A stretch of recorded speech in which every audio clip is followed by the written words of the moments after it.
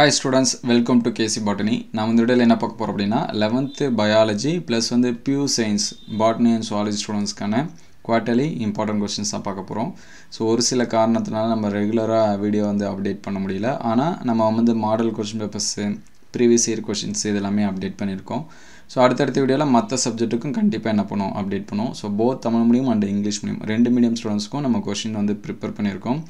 book back plus interior இந்த questions எல்லாமே என்ன பண்ணி வச்சீங்க நல்லா பார்த்து வச்சீங்க குவார்ட்டர்லி எக்ஸாம்ஸ்ல உங்களால என்ன பண்ண முடியும் full marks ஸ்கோர் பண்ண முடியும் ஃபர்ஸ்ட் பயாலஜியை பொறுத்த வரைக்கும் book back क्वेश्चन என்ன பண்றீங்க நல்லா படிச்சிருங்க சரிங்களா அது pure science botany இருந்தாலும் சரி zoology இருந்தாலும் சரி biology botany இருந்தாலும் சரி zoology இருந்தாலும் சரி book back क्वेश्चन நல்ல இம்பார்ட்டன்ஸ் கொடுத்து பாருங்க so first bio botany and pure science botany chapter 1 க்கான 2 mark and 3 marks நோட் பண்ணி வச்சீங்க முடிஞ்சா ஸ்கிரீன்ஷாட் எடுத்து வச்சீங்க PDF வேணுங்கிற ஸ்டூடண்ட்ஸ் நம்ம ஜாயின் மெம்பர்ஸா ஜாயின் பண்ணவங்களுக்கு PDF ஷேர் பண்ணுவோம் சரிங்களா அதனால இது ஸ்கிரீன்ஷாட் எடுத்து வச்சீங்க இது chapter 1 ல இருக்கக்கூடிய 2 mark 3 marks சரிங்களா இத படிச்சாலே போதும் சோ நெக்ஸ்ட் பாத்தீங்கன்னா chapter 2 சோ chapter 2 ல இருக்கக்கூடிய क्वेश्चंस நோட் பண்ணி வச்சீங்க இந்த क्वेश्चंस எல்லாம் இந்த பிளக்டோஸ்டிலே பிக்னோசைலிக் இந்த மாதிரி எல்லாமே ரொம்ப ரொம்ப முக்கியம் So இது chapter 2 ல இருக்கக்கூடிய क्वेश्चंस இதையும் ஸ்கிரீன்ஷாட் எடுத்துங்க So next chapter 3 சரிங்களா chapter 3 ல இருக்கக்கூடிய क्वेश्चंस So இங்க பாத்தீங்கன்னா இந்த வேரோட பகுதி படம் இதெல்லாம் கேட்பாங்க அதே மாதிரி வேர் தண்டு இலை இதோட பணிகள் இந்த மாதிரிலாம் என்ன பண்ணலாம் கேட்கலாம் சரிங்களா அதனால பார்த்து வெச்சுங்க இது chapter 2 ல 3 ல இருக்கக்கூடிய क्वेश्चंस So next chapter 4 ல இருக்கக்கூடிய क्वेश्चंस So இதுலயும் இது வெட்டிஸ் லஸ்டர் அப்படினு வரும் இது ஸ்பெல்லிங் மிஸ்டேக் அது நோட் பண்ணி வச்சீங்க இது வெட்டிஸ் லஸ்டர் அப்படினு இருக்கும் அது பார்த்து வச்சீங்க சோ chapter 4 ல இருக்கக்கூடிய பேலன்ஸ் क्वेश्चंस நோட் பண்ணி வச்சீங்க சோ நெக்ஸ்ட் chapter 5 mostly இந்த क्वेश्चंस படிச்சாலே போதும் இதில தான் நமக்கு ரிப்பீட்டடான क्वेश्चंस எல்லாமே வரும் சரிங்களா இந்த 8 क्वेश्चंस பாருங்க ஏன்னா நமக்கு book back நிறைய இருக்குறதுனால book backல இருந்து நிறைய क्वेश्चंस கேட்பாங்க ஈவன் பப்ளிக் எக்ஸாம்ஸ் இருக்குறப்பமே அப்படிதான் क्वेश्चंस கேட்பாங்க இப்போ நார்மலா பப்ளிக் எக்ஸாம்ஸ் இல்லன்னு சொல்லிருக்காங்க நம்ம ஸ்கூல் லெவல்ல எடுக்கறப்பே நமக்கு ஈஸியான क्वेश्चन ஸ்டூடண்ட்ஸ் நிறைய விஷயம் தெரிஞ்சுக்கணும் அப்படிங்கிற மாதிரியான क्वेश्चंस தான் எடுப்பாங்க இது chapter 6 ல இருக்கக்கூடிய क्वेश्चंस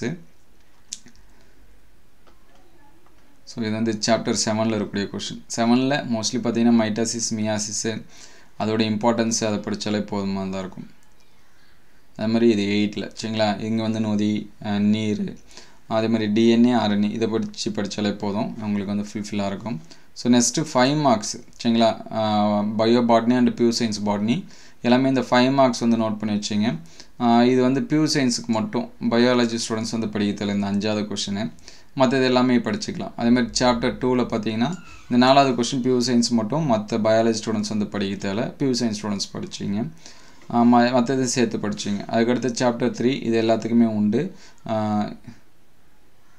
ஸ்பெல்லிங் மிஸ்டேக் இலை அடுக்கமையும்னு வரும் அது பாத்துங்க அதுக்கு அடுத்து chapter 4 ல இதுவும் எல்லாமே படிச்சு வச்சீங்க சூலோட்டு முறை சதைக்கணி அதுக்கு அடுத்து chapter 5 ல பாத்தீங்கன்னா இந்த மியூசியா பாரடைசிகா பாத்தீங்கன்னா pure science மட்டும் பயாலஜி ஸ்டூடண்ட்ஸ் படிக்க தேவை அதே போல இந்த கிளைட்டோரிட்டேர்னேஷியா இது எல்லாமே பாத்தீங்கன்னா யாருக்கு வேணாலும் கேட்கலாம் ரெண்டு பேத்துக்குமே கேட்கலாம் அதனால நல்லா பார்த்து வச்சீங்க சோ அதுக்கு அடுத்து டாட்ராமெட்டல் சரிங்களா இது ரொம்ப முக்கியம் அது பாத்துங்க யூஃபர் பேசி இதுவும் pure science-க்கு மட்டும் இருக்கும் பயாலஜிக்கு இருக்காது அதை நோட் பண்ணி வச்சீங்க அதுக்கு அடுத்து chapter 6 7 8 இந்த क्वेश्चंस எல்லாமே பாருங்க DNA RNA நல்லா படிச்சிங்க 8 ல அதே மாதிரி 7 ல மைட்டோசிஸ் மியாசிஸ் பாருங்க அதே மாதிரி 6 ல தாவர செல் விலங்கு செல் ப்ரோகாரியோட்டிக் யூகாரியோட்டிக் சரிங்களா தாவர செல்லோட படம் வரைந்த பாகம் குறி இந்த மாதிரியான क्वेश्चंस எல்லாமே பாருங்க பாட்னில இது படிச்சாலே போதும் சோ நெக்ஸ்ட் zoology சோ zoologyல நம்ம क्वेश्चंस நிறைய எடுத்துறோம் ஏன்னா நமக்கு क्वेश्चंस நிறைய இருக்கு இதுல பாத்தீங்கன்னா நான் சொல்லக்கூடிய क्वेश्चंस நான் இம்பார்ட்டன்ஸ் கொடுத்து படிச்சிருங்க சரிங்களா first question second question fourth question அதுக்கு அடுத்து இந்த 6th क्वेश्चन இதெல்லாம் நல்லா பாருங்க chapter 1 ல சோ நெக்ஸ்ட் பாத்தீங்கன்னா chapter 2 ல சரிங்களா chapter 2 வரும்போது second question third fourth questions இதெல்லாம் நல்லா பாருங்க அதே மாதிரி 6th क्वेश्चन இதெல்லாம் நல்லா படிச்சீங்க மத்ததும் படிக்க முடிஞ்சா படிச்சீங்க அதுக்கு அடுத்து chapter 3 ல பாத்தீங்கன்னா செகண்ட் क्वेश्चंस அதுக்கு அடுத்து 5th क्वेश्चन இதெல்லாம் நல்லா பாருங்க தேர்ட் क्वेश्चंस நல்லா படிச்சு வச்சீங்க அதுக்கு அடுத்து chapter 4 ஸோ 4th சாப்டர் வந்தீங்கன்னா இந்த ஃபஸ்ட்டு கொஷினு, அதுக்கடுத்து தேர்டு கொஷினு, அதுக்கடுத்து டெர்க்கம் ஸ்டெர்னம், இது வந்து டெர்க்கம்னு இருக்கும், இங்கிலீஷில் கரெக்டாக இருக்கும், தமிழ் மொழி பார்த்துங்க. அதுமாதிரி 7th கொஷின் எபிசோயிக் எண்டோசோயிக், சரிங்களா, அது வந்து பார்த்துங்க. அதுக்கடுத்து தவளையோட வகைப்பாட்டு படிநிலை, இது வந்து பார்த்துங்க. அதுக்கடுத்து chapter 5A. So chapter 5A பொறுத்த வரைக்கும் ஃபஸ்ட்டு கொஷின் நல்லா பார்த்துங்க. அதுக்கடுத்து 6th 5th கொஷினு, அதுக்கடுத்து 8th கொஷின் நல்லா பாருங்கள். அதுக்கடுத்து சாப்டர் 6. ஸோ சாப்டர் 6 பொறுத்த வரைக்கும் தேர்டு கொஷினு, அதுக்கடுத்து 5th கொஷினு, அதுக்கடுத்து ஃபஸ்ட்டு கொஷின், இது எல்லாமே நல்லா பாருங்கள். அதுக்கடுத்து சாப்டர் 7.